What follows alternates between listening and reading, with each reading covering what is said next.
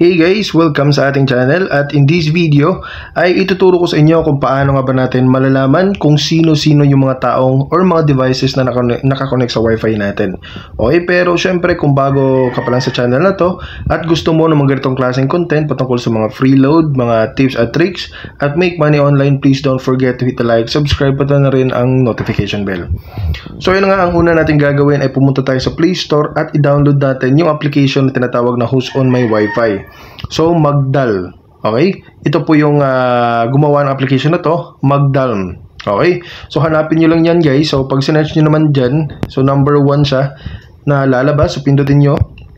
So, makita nyo dito na meron na po siyang 5 million downloads at meron din po siyang 97,000 reviews with 4.6 stars ratings. At makita nga natin dito sa sa ratings and reviews na almost 5 stars po yung binibigay na ratings ng mga taong gumagamit sa mobile application na to, na talagang patunay na napaka-effective at napaka-helpful nitong application na to. So, yun nga guys, pag na-download nyo na yan, pindutin nyo lang yung open para makita natin. So, dito makita natin Who's on My Wi-Fi, My Devices tab, tsaka Network History tab. So, since kaka-download, halimbawa guys, kaka-download mo lang yung application na to, so ganito muna yung makikita mo. So, click Start Search to search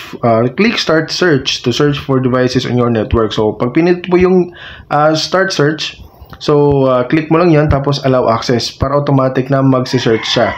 Okay, so pwede ring pindutin din natin to. Okay, so itong Caballes 2G, ito yung pangalan ng Wi-Fi.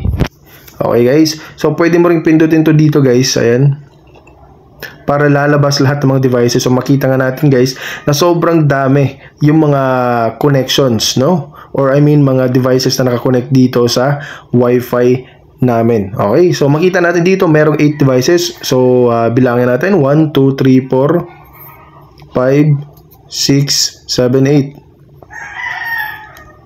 Wait, ulitin natin, no? 1, 2, 3, 4, 5, 6, 7. 7 lang nung nandito, guys, no? Pero 8 yung 1, 2, 3. 1, 2, 3, 4, 5, 6, 7, 8, 9. 9 na pala, guys. Okay?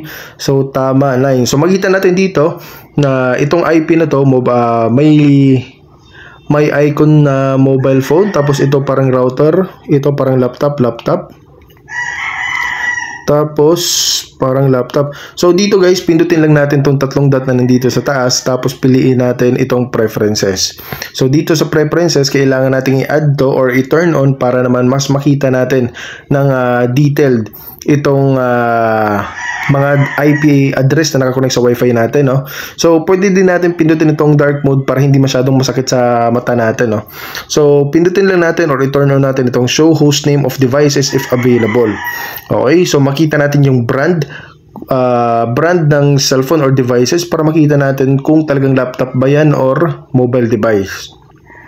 So, pwede din natin i-turn on itong notify when new devices are found para magkaroon tayo ng notification kung mayroong panibagong devices na nakakonect sa Wi-Fi natin, para pag hindi natin kilala kung sino yun, ay maaari din natin silang i-block. Okay, so turn on lang natin guys.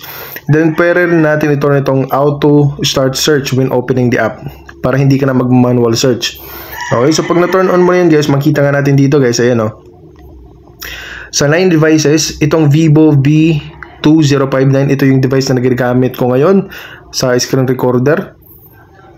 Tapos, ayun, makita nga natin dito guys, hindi siya masyadong mabasa ng ano, no? Unknown host yung nakalagay dito. So, pwede rin naman nating pindutin to. Pwede din nating ipangalanan. Halimbawa, kilala natin tong device na to, pwede nating i-edit. So, ang napansin ko lang dito guys, kung bakit wala. Okay? So, ito kasi, nakakonect to dito. Okay, sa Wi-Fi na to. Itong the rest kasi connected to via LAN. Kasi nagkaroon kami ng piso Wi-Fi. Okay? So, kaya siguro hindi sila mabasa kasi hindi sila direct na nakakonect dito. Okay? Nakakonect to via LAN cable ito guys. Kaya sobrang daming devices pero hindi natin makita kung sino sila.